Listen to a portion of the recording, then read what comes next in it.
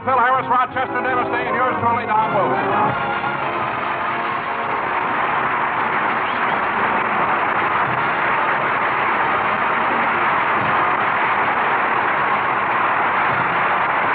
Yes, ladies and gentlemen, we're starting another season starring...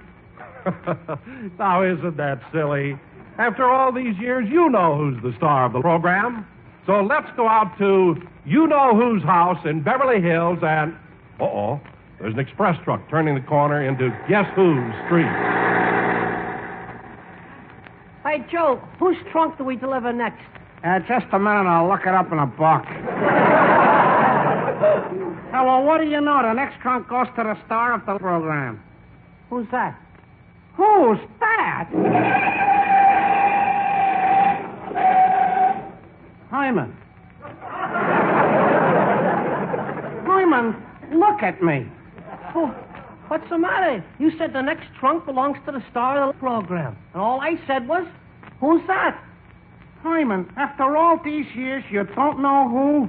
Well, For your information, Hyman, the personality of whom you don't know is who happens to be a star of stage, screen, radio, and television, and makes personal appearances all over the world. Paris, France, Amsterdam, Holland, Brussels, Belgium, Glasgow, Scotland. Yeah, and when he was in England, he was one of the biggest sensations to ever appear at the Palladium Theatre in London. He was not only held over for 3 weeks, but every time he walked out on the stage, the audience stood up and cheered. how do you know? Well, he's got a clipping pasted on a trunk.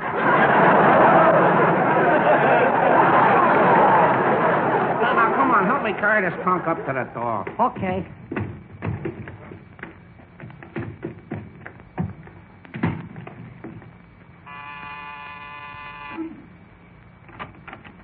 How do you do, gentlemen?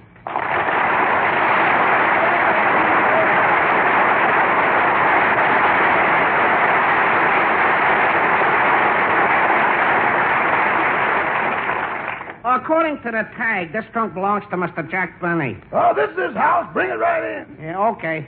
Come on, Hyman. Easy does it. Right here in the living room is all right. Yeah, okay, Hyman. Put it down. Thanks, gentlemen. And now don't leave. Mr. Benny may want to give you something to show his appreciation. I'll be right back. Hyman, did you hear that? And I always thought that this guy Benny was a cheapskate. Yeah, I heard once that Benny squeezed the nickel so hard, when he opened his hand, he was holding a needle.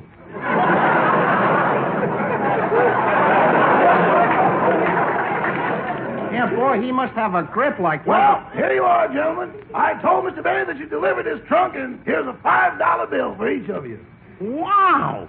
Well, I never expected a $5 bill. I'm going to show this to all my friends. That's what Mr. Benny wants you to do. His picture is on it.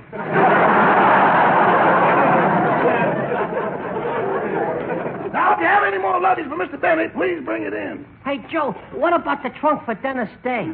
Dennis Day? Oh, yes, Mr. Benny took him to London with him. Why don't you leave it at Mr. Day's house? Well, we stopped by there and nobody was home. Well, gentlemen, if you like, you can leave Mr. Day's trunk here. Thanks. We'll go get it. I better ask Mr. Benny to open his trunk so I can put his clothes away. Oh, Mr. Benny. Yes, Rochester.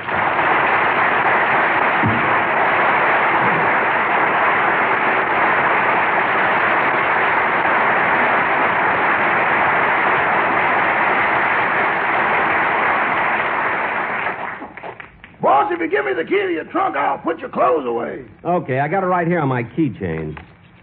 Let's see, that's my wardrobe trunk. The key that opens is marked WT. Here's a key marked DD. DD? A desk drawer. LC, linen closet. BA, BA, what does that open? Bank of America.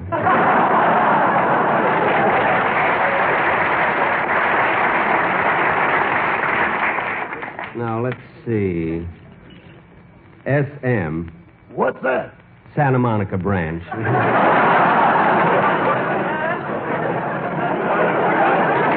Oh, here it is. Here it is, WT, wardrobe trunk. Rochester, what's this other trunk doing here? That's Dennis Day's. There was no one at home at his house, so they left it here. Oh, Dennis Day's trunk, huh? Rochester, get me a hammer and chisel. I'm going to open Dennis's trunk. But, boss, you can't do that. That's invasion of private property. Never mind. You go get the hammer and chisel. I'll answer the door.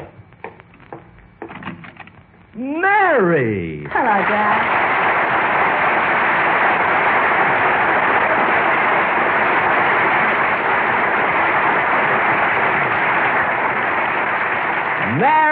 Mary, you're a sight for sore eyes. It's sure good to see you. Jack. Why, I haven't seen you since... This morning. All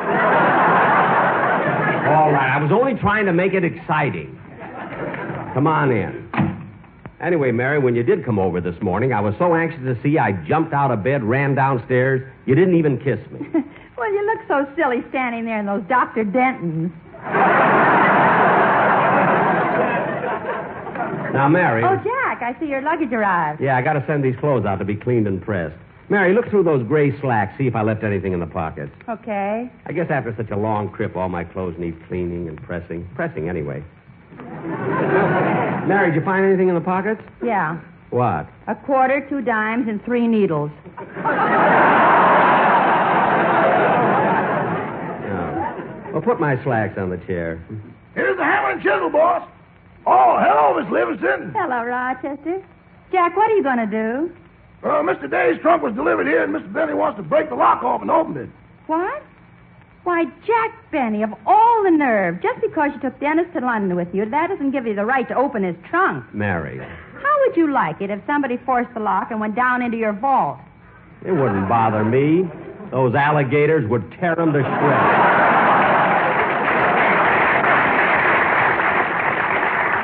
Now, Rochester, now who can that be? I hope it's Dennis. It'll serve you right. Come in.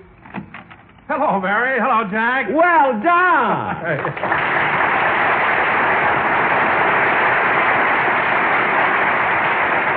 Well, Don, it's good to see you. Good Thanks, to see you. Jack. It's good to see you, too. It's been a long time now. Rochester, what are you doing? I'm moving Dennis Day's trunk into the closet. Leave that trunk right where it is and hand me that hammer and chisel. Jack, what are you going to do? I'll tell you, Don. Dennis Day's trunk arrived from London, but the expressman delivered it here, and Jack wants to open it. What? Why, Jack, you've got a lot of Never nerve. mind. Just stand back. Jack, how can you be so stubborn? There. I broke the lock. Rochester, help me open the trunk. Yes, sir. There, it's open. Close it, close it. The light is killing me.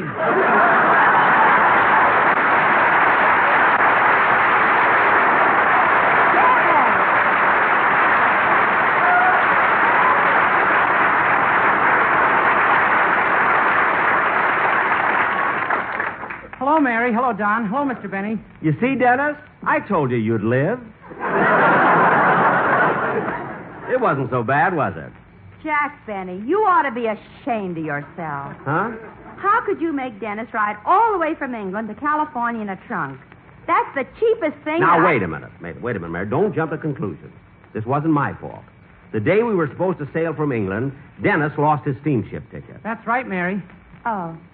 Well, I'm sorry, Jack. That's all right. How'd you lose your ticket, Dennis? Playing gin rummy with Mr. Benny.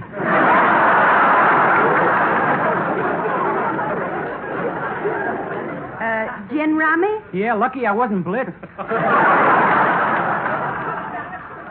Mary, stop looking at me. The game was fair and square.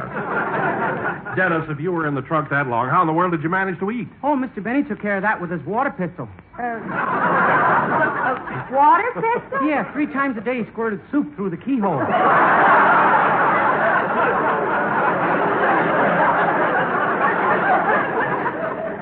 Look, Dennis. He'd come down, knock on the trunk, and I'd open my mouth.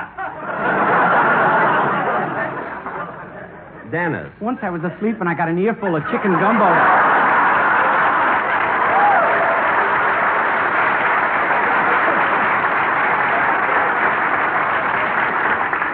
Chicken gumbo? Da-da-da-da-da-da. Good. Cut that off. Look, kid. Once and for all, let's drop the subject. Now, Dennis, let's hear the song you're going to do on our first program. Yes, sir. Hold it a minute, hold it. Yes? How do you do? Are you Mr. Jack Benny? Yes, I am. Well, I'm Leslie Smythe Hetherington. I represent the Sun Never Sets on the British Soil Travel Agency.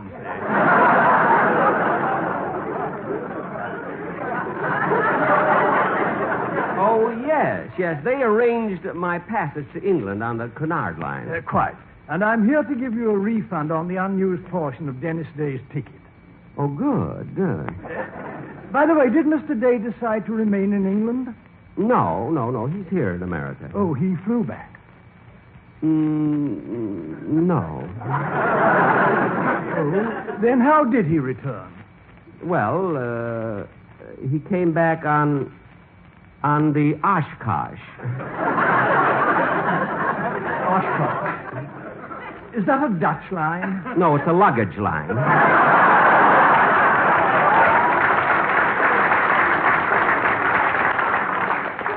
Oh, well, here's your refund from our company. Thank you.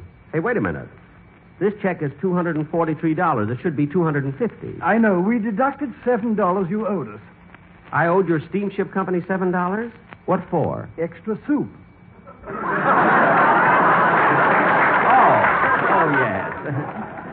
You know, Mr. Benny, with all that soup in you, you must have sloshed quite a bit. Here, you have another? Yes, I did. Well, thanks for bringing me the check. You're welcome. Goodbye. Goodbye, Mr. Leslie Smythe. Who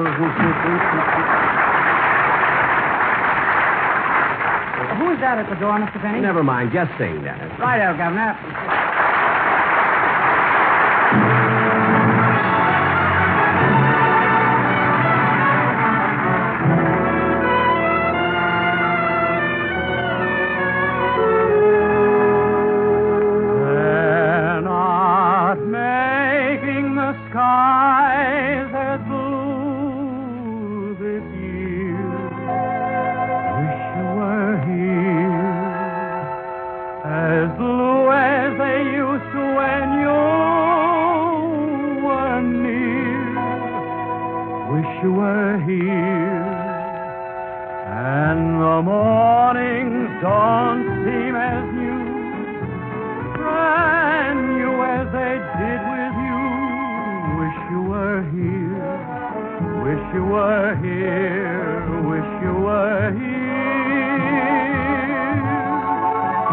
Someone's painting the leaves all wrong this year. Wish you were here. And why did the birds change their song this year?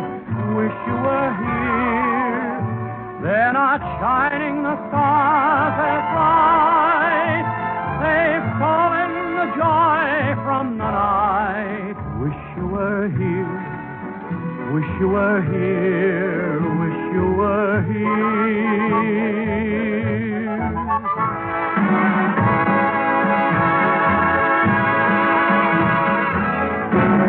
Wish you were here.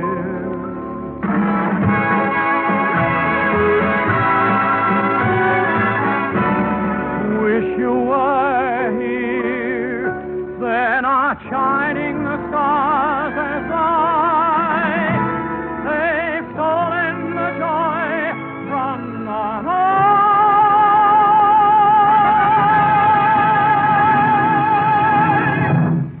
Wish you were here. Wish you were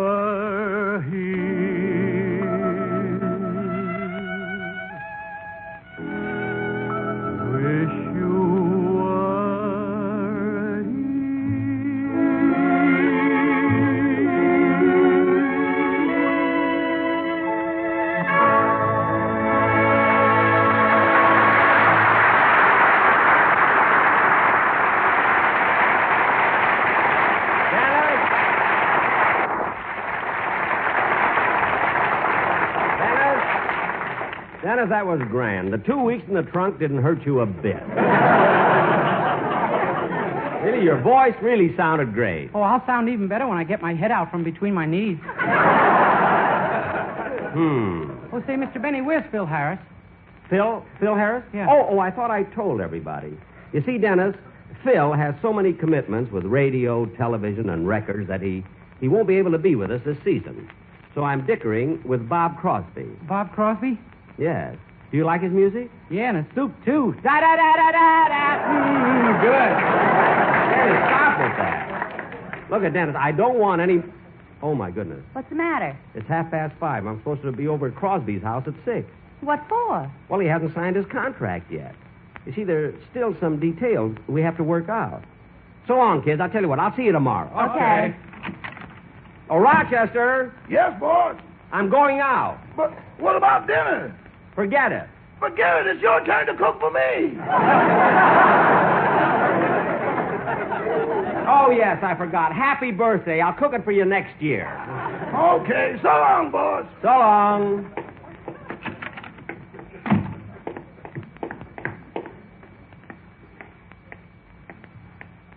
Gee, the Coleman's lawn looks nice. I haven't seen Ronnie and Benita in a long time. Funny, they left town the day before I came home.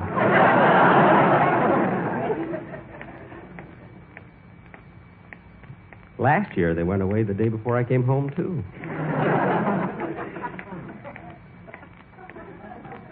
Come to think of it, it happened in 1950 also.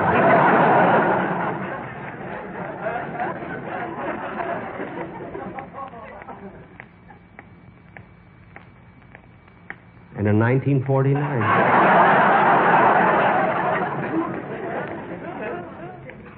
It's a shame it had to happen 4 years in a row. We're such good friends. When you say I beg your pardon, then I'll come back to you. Yeah, I'm glad that I wrote that song. When you ask me to forgive you, I'll return, oh, I'll return.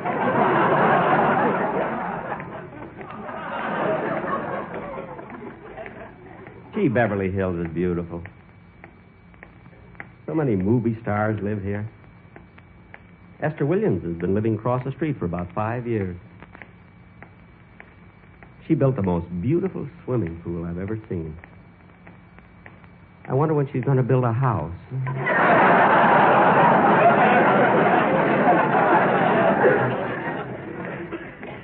Like the swallows at Serrano, come back to Capistrano. I'm going to make a hit out of that song if it's the last thing I do. For you, my heart will always, always yearn, oh, always yearn.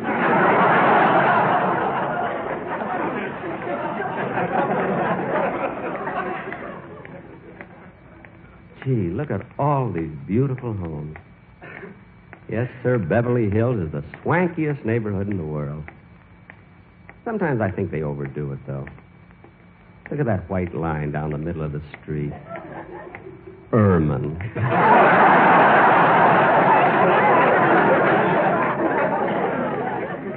Say, I better walk faster. I'll be late. I don't want to keep Bob Crosby waiting.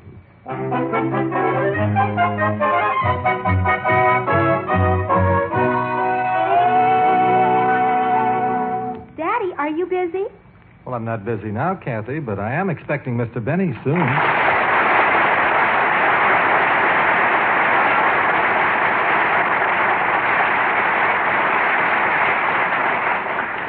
Say, Daddy, you've got a contract to work on Mr. Benny's program this year, haven't you? Well, I haven't signed the contract yet. Mr. Benny and I still have a few details to work out. Oh. Say, Daddy, Yes? won't you feel funny working for a man younger than you are?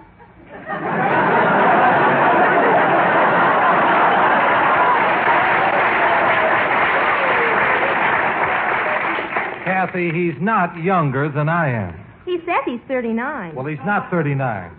I happen to know his real age. What is Mr. Benny's real age? Well, that's one of the details we still have to work out.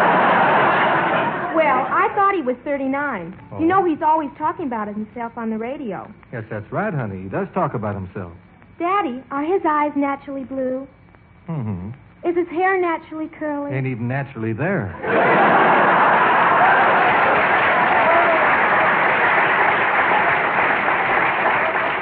But But you know, Kathy, I'm going to be mighty proud to be associated with Mr. Benny. He's been in radio so long, and he's such a suave comedian.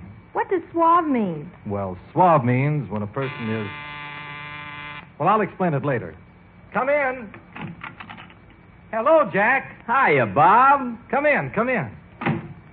Jack, this is my daughter, Kathy. Well, hello, Kathy. Hello, Mr. Benny. Say, Bob, you have 4 children, haven't you? 5. 3 boys and 2 girls. Well, 3 kings and 2 queens. A full house.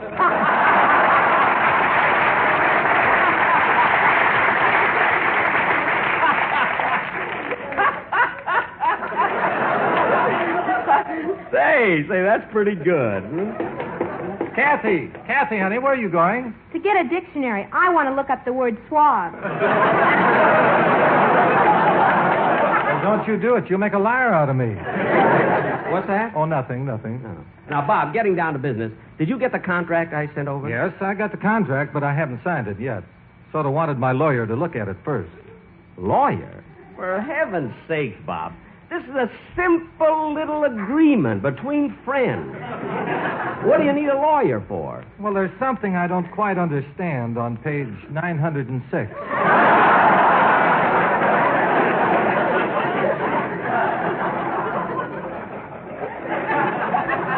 Well, maybe I can explain it to you. Now, let's see. Where's page 906?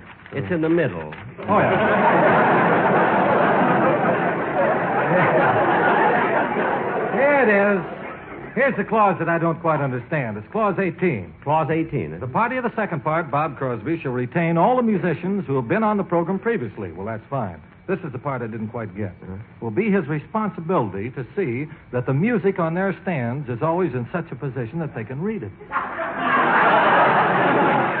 Well, that's right. Yeah, but that's silly. All you have to do is just put the music right side up. Well, not necessarily. You never can tell what position the boys will be in.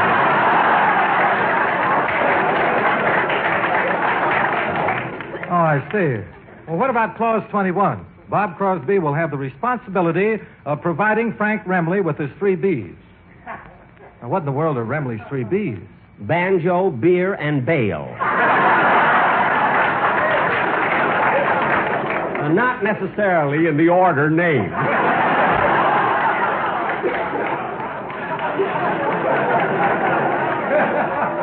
Now, look, Bob, why make a big thing out of this contract? If those are the only things that are worrying you, we'll work it out. Well, okay, Jack. Now, finish reading the contract in the next 2 or 3 weeks, and call me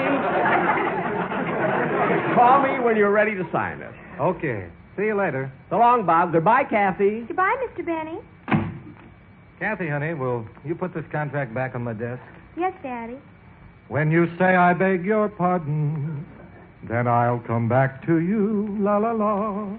When you ask me to forgive you, I'll return. Daddy, what's that? Clause 26.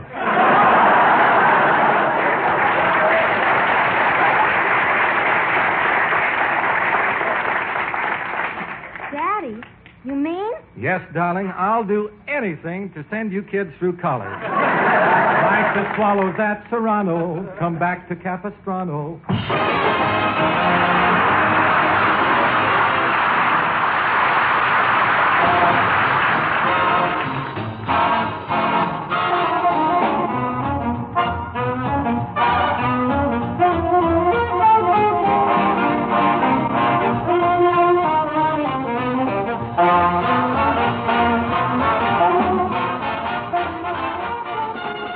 This has been the Jack Benny Show with Mary Livingston, Phil Harris, Rochester, Dennis Day, and yours truly, Don Wilson.